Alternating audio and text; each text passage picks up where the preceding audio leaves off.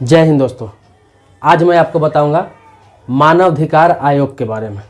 मानव अधिकार आयोग है क्या, क्या काम करती है, किस लिए बनी है, आप इसका इस्तेमाल क्यों नहीं करते हैं, ये सारी जानकारी दूंगा।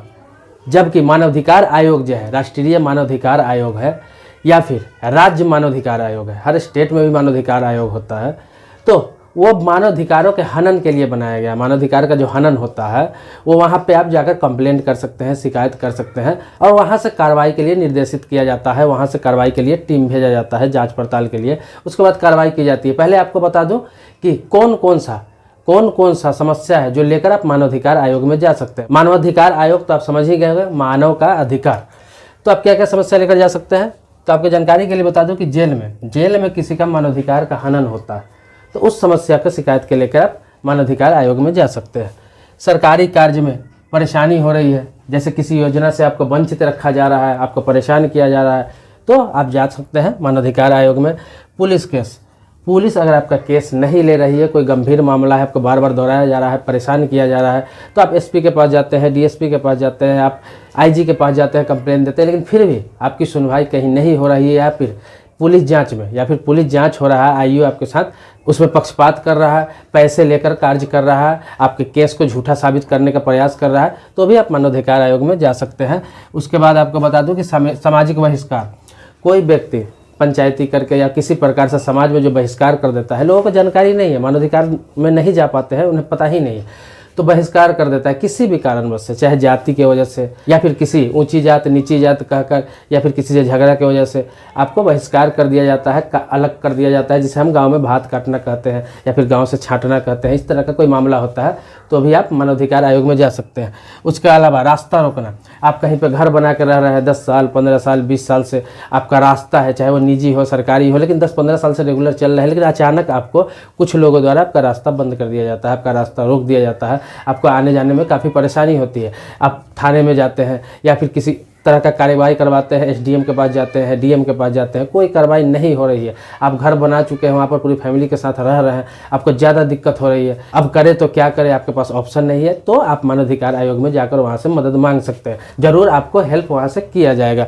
इसके अलावा आपको बता दूँ कि मानव जाति की रक्षा, ये तो मानव जाति की रक्षा के लिए होता है, सारे मानव जाति का, इसमें न कोई जात धर्म किसी प्रकार का भेदभाव नहीं किया जाता है, ये सारे मानव जाति के लिए होता है, इसीलिए मानवाधिकार आयोग इसे कहा गया है। जिस तरह से दोस्तों आपको बता दूं कि महिलाओं के लिए, महिलाओं के संरक्षण के लिए, महिलाओं के सुरक्षा के लिए महिला आयोग बना हुआ है।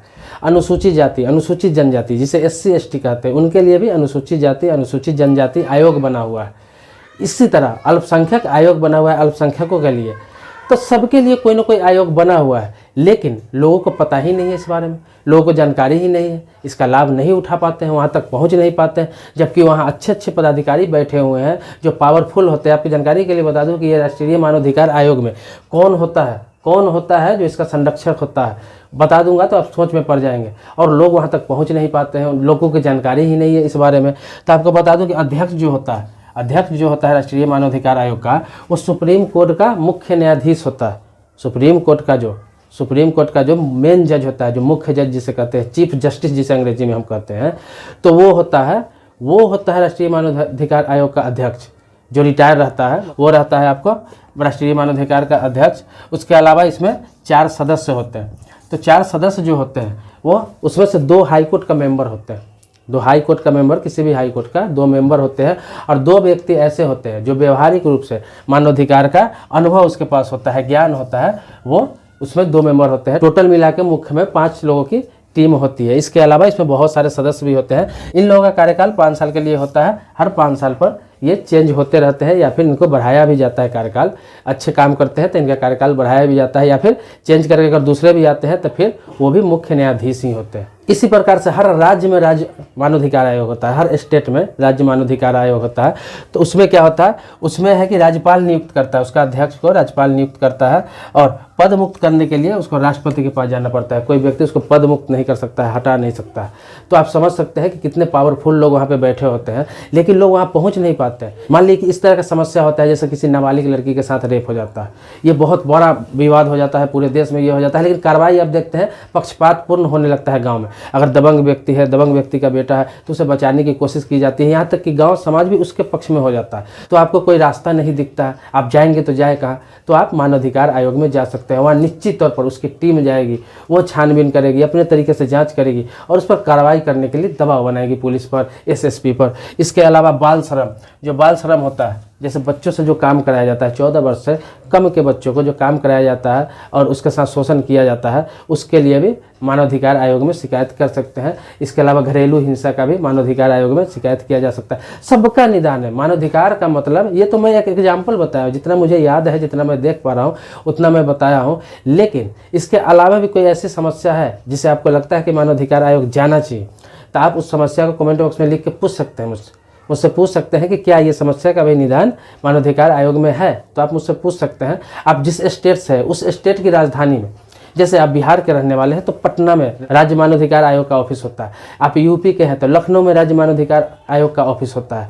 आप अगर उत्तराखंड से हैं तो देहरादून में राज्य मानवाधिकार आयोग का ऑफिस होता है। आप दिल्ली से हैं तो दिल्ली में है राज्य मानवाधिकार आयोग का ऑफिस होता है। लेकिन दिल्ली में राष्ट्रीय मानवाधिकार आयोग का भी हेड ऑफिस है, जो पूरे देश में कार्यभार देखती है, पूरे देश के मानवाधिकारों के हनन पर नज़र रखती है। राष्ट्रीय मानवाधिकार आयोग को अंग्रेजी में हम नेशनल ह्यूमन राइट कमीशन कहते हैं। नेशनल ह्यूमन राइट कमीशन इसे बोलते हैं। मानव अधिकार संरक्षण अधिनियम 1993 में इसका गठन हुआ था। 1993 में इसका गठन हुआ था मानव के अधिकारों के लिए।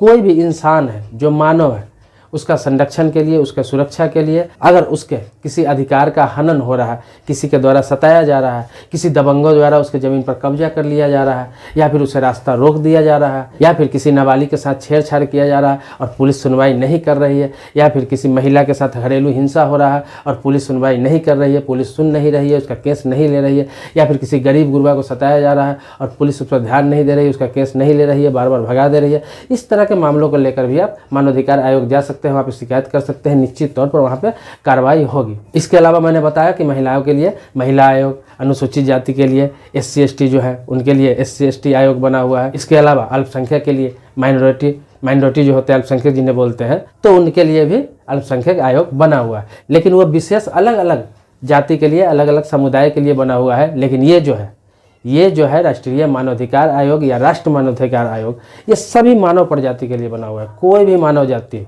कोई भी जाति, कोई भी धर्म से ताल्लुक़ रखता है, मानव होना चाहिए, इंसान होना चाहिए। आप अपनी शिकायत लेकर वहाँ पे जा सकते हैं, या फिर आप नहीं जा सकते हैं तो लिखित तौर पर स्पीड पोस्ट से भी अपनी शिकायत भेज सकते हैं। अगर वहाँ पे ऑफिस पर नहीं जा पा रहे हैं तो आप स्पीड पोस्ट से भी अपनी शिकायत भेज सकते हैं अपने स्टेट के मानवाधिकार आयोग में। अगर वहाँ सुनवाई नहीं होता है तो राष्ट्रीय मानवाधिकार आयोग दिल्ली में भी आप अपनी शिकायत लिखित तौर पर स्पीड पोस्ट से भेज सकते हैं उनके पता पर। बस सीधा समझ लीजिए कि राष्ट्रीय मानवाधिकार आयोग जो है किस लिए बना। वो राजनीतिक, सामाजिक, आर्थिक, सांस्कृतिक, इन सभी के आज़ादी के लिए बना कि सबका हक है इस पर, चाहे राजनीतिक रूप से हो, सामाजिक रूप से हो, आर्थिक रूप से हो या फिर सांस्कृतिक रूप से हो, किसी भी प्रकार से सबका अधिकार है, सबको आज़ादी है इसमें सम्मिलित होने का।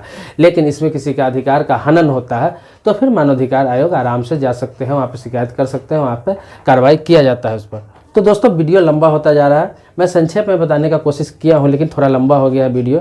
अगर और भी जानकारी चाहते हैं किसी टॉपिक पर या फिर इसी टॉपिक पर तो आप कमेंट बॉक्स में लिखें, मैं आपको बताया हूं। और वीडियो को लाइक जरूर करिए, इस वीडियो को आप लाइक जरूर कर दीजिए। मेरे चैनल पर नए आए हैं, पहली बार आए हैं तो सब्सक्राइब भी जरूर कर लीजिए, सब्सक्राइब करके बेल आइकन दबा लीजिए।